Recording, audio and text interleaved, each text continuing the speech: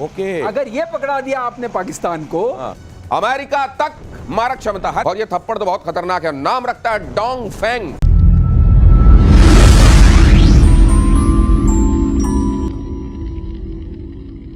परमाणु ballistic missile. अब वो अपने दांत तो दिखाता रहता है ना, फैंग्स। देखिए डोंग फेंग के बारे में ये खबर। जापान पर गिरा है एटम बॉम्ब से 200 गुना खतरनाक है, कहा DF-5B की 12,000 किलोमीटर की रेंज, अमेरिका तक मारक क्षमता। हर चीज को ये अमेरिका से जरूर जोड़कर बताता है कि भाई साहब अमेरिका भी मेरे थप्पड़ की जद में है, और ये थप्पड़ तो बहुत खतरनाक है। नाम रखता है डोंग फेंग। फैंग आप जानते हैं, सांप के दांतों को फैंग्स कहा जाता है। डोंग फेंग क्या है? अब ये DF-5B सर, ये देखने में तो कुछ खतरनाक टाइप का ही लग रहा है, लेकिन है माल चाइना का। नहीं खतरनाक, इसकी अगर आप लिस्ट पढ़ेंगे तो आप फिर थर थर कांपेंगे। अच्छा, हाँ, ऐसे ऐसी कोई चीज नहीं है जो गुण इसके अंदर ना हो। मतलब ये वो वाला हाल है कि बाइज्जत बामुलाइजा फलाने होशियार, उसके बाद कोई इतना पिद्दी सा एक कोई आके सामने खड़ा। भाई इसकी कैच बता दूं आपको। इसमें कैच ये है कि ये सॉलिड रॉकेट फ्यूल वाला नहीं है। अच्छा, इसमें लिक्विड फ्यूल है। ओके। 2 स्टेज के जो इसमें रॉकेट मोटर्स लगे हैं, लिक्विड फ्यूल के हैं। मतलब लिक्विड फ्यूल प्रोपेल्ड है ये। हाँ, मैं बताता हूँ उसका मतलब क्या होता है। आपको भरना पड़ेगा मारने से पहले। तो पेट्रोल पंप कहाँ मिलेगा? तो पेट्रोल तो भरने के लिए आपको टाइम लगता है। उतने में कोई मार जाएगा आपको। अच्छा, तो इसके अंदर ये बहुत बड़ा कैच है। ओके। अगर ये पकड़ा दिया आपने पाकिस्तान को, तो अभी तो 21 झटके आ रहे हैं, बाद में 41 आने लगेंगे। और ये पकड़ाया जाएगा मुझे लगता है। डोंग फेंग जो है वो वहां पे बहुत सारी। अब पाकिस्तान लेने वाला नहीं है, वो जान गया है कि भैया इसको नहीं लेना है। 400 किलोमीटर तक मार करने वाली PL-17 मिसाइल से होगा लैस 5वीं पीढ़ी का स्टेल्थ फाइटर J-35। इस बारे में कई बार यहां पर आपने सुना, हमारे एक्सपर्ट्स ये कहते हैं कि अगर वो ले भी ले, पहले तो वो किस तरीके का एक्सपोर्ट मटेरियल तो नहीं दे देगा। अभी चाइना ने कुछ दिनों पहले कहा कि अरे वो जो PL-15 मार गिराया गया भारत की तरफ से, वो तो हमारा एक्सपोर्ट मटेरियल था। क्या इसी तरह का एक्सपोर्ट मटेरियल देने वाला है वो चीन पाकिस्तान को? या फिर चलिए अगर ये फाइटर दे भी दिया तो वो मिसाइल जो उसमें लगेगी वो कौन सी होगी? ये मिसाइल जो इसमें लगने वाली है वो कारगर होगी कि नहीं? एयर मार्शल PK श्रीवास्तव आपको बताएंगे। सर, ये रोज सुर्खियां बन रही हैं इस तरह की। दुनिया सोच रहा है पाकिस्तान बड़ा मजबूत हुआ जा रहा है, भिखमंगा है, लेकिन देखो लड़ाई के सारे साजो सामान उसको मिल रहे हैं। क्या मिल रहा है? दिनेश, मुझे समझ में नहीं आ रहा है कि इतनी जो बातें हो रही है, इतनी बड़ी लिस्ट है, बकेट लिस्ट, पैसा किधर है? खैर छोड़िए, पैसा होगा, भीख वाला है पास शायद होगा पैसा, या मुफ्त मिल जाएगी, भीख मिल जाएगी। अब आपको बताते हैं ये जो इनको मिलेगा।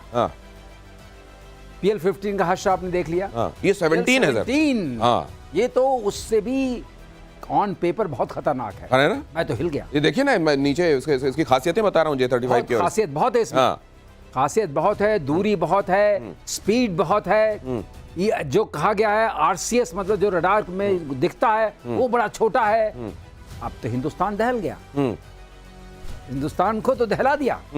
लेकिन आओ तो, जब पहले PL-15 से दहलाने की कोशिश की थी, और जो आपको शक है कि उसके आगे E लिखा होगा, export quality, E for expired और एक्सपायर्ड एंड एक्सपोर्ट बोथ, कुछ तो लिखा होगा। ये ध्यान दीजिएगा, और वही होने वाला है। लेकिन ऑन अ सीरियस नोट, अगर इसको PL-17 जैसा ये बता रहे हैं, हाइपरसोनिक है, इसकी रेंज 600 किलोमीटर तक है, मल्टी मोड गाइडेंस है, ECCM प्रूफ है। और एक और चीज है जो बहुत इंपॉर्टेंट है, इसके अंदर उन्होंने कहा है कि गैलियम नाइट्राइड है। मैं थोड़ा बता, क्या होता है सर गैलियम नाइट्राइड? ऐसा होता है जो आपका आइजा रेडार होता है, जो उसके ऊपर लगा रहता है, जिस जो आंख उसकी, जो उसकी आंख होती है फाइनल फेज में, वो जो है 2 चीजों से बनती है। एक गैलियम आर्सेनाइड से बनती है, और एक बनती है गैलियम नाइट्राइड से। अच्छा। गैलियम आर्सेनाइड जो है वो ज्यादा पावरफुल नहीं हो पाता है। ओके। और गैलियम नाइट्राइड ज्यादा पावरफुल होता है क्योंकि उसकी थर्मल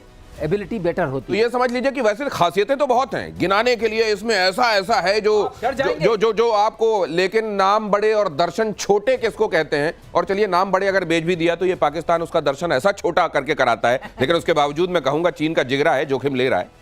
देखिए, मुझे लगता है कि इसमें बहुत ज्यादा एक भौकाल बनाने की कोशिश कर रहे हैं। ये दे देंगे, वो दे देंगे। ये कहाँ है J-35? पहले तो मैंने तो नहीं देखा, ऑनेस्टली स्पीकिंग। हाँ, J-20 इन्होंने डिप्लॉय करा है।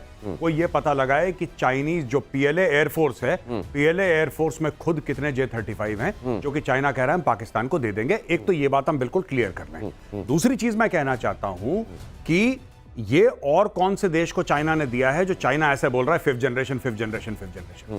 तीसरी बात मैं कहना चाहता हूं कि अभी भी अगर भारत को शत्रुबोध नहीं हुआ है तो बहुत बड़ी प्रॉब्लम हमारे लिए क्यों है। बात यह नहीं है कि J-35 का जैसा कोई प्लेटफॉर्म दे रहा है। That is not the point.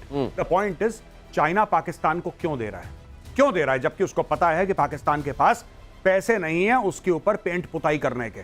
Paint पुताई करने के पैसे नहीं है, लेकिन 5th जनरेशन फाइटर अरबों डॉलर का क्यों दे रहा है? क्योंकि चाइना यह चाहता है कि पाकिस्तान इसका इस्तेमाल भारत के खिलाफ। अगर ऐसी बात है तो हम लोग क्या कर सकते हैं? हमें देखिए, फ्रैंकली प्रतिशोध में हमें यह भी बात करनी चाहिए कि चाइना को नुकसान हो यह हम कैसे करें।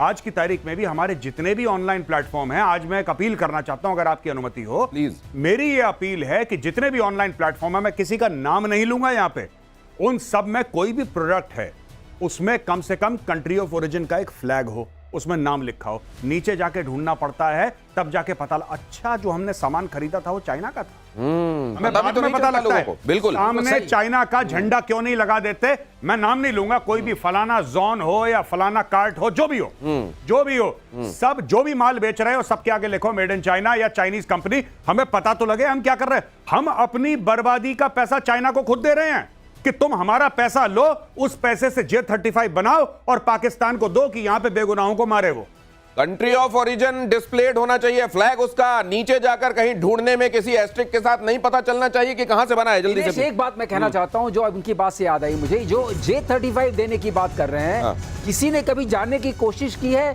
कि इसको उड़ाने का पर आवर कॉस्ट क्या है? ये मैं थोड़ा सा आपको आइडिया दे दूं। सर एक और खबर आ रही है, देखिए ये किस तरीके से एक के बाद दूसरा वहां झटका आ रहा है पाकिस्तान में, और लोग कह रहे हैं कि ये कोई न्यूक्लियर एक्टिविटी की वजह से तो नहीं है। देखिए जरा, 48 घंटे में कराची में भूकंप के 21 झटके महसूस किए गए। रिक्टर स्केल पर तीव्रता 2.1 से 3.6 के बीच में इसकी मापी गई है। सोशल मीडिया पर एटमी टेस्ट की अटकलें कि शायद कहीं कोई एटमी टेस्ट किया जा रहा है जिसकी वजह से भूकंप आ रहा है। ये मेन स्ट्रीम मीडिया में भी आ रहा है, सिर्फ सोशल मीडिया पे नहीं आ रहा। अच्छा, ये पाकिस्तानी टेलीविजन पे भी आ रहा है कि यहां पे ये पाकिस्तानी टेलीविजन ये नहीं बोल रहा है कि न्यूक्लियर की वजह से है, पर ये जरूर कह रहा है कि लगातार इतनी अर्थक्वेक एक के बाद एक क्यों आ रही है, आखिर कारण क्या है? सर आप बेहतर बता पाएंगे। ये वाली बात है कि ये कारण क्या है। कारण तो खैर देखिए ऐसा है, कुछ न कुछ तो हो रहा है।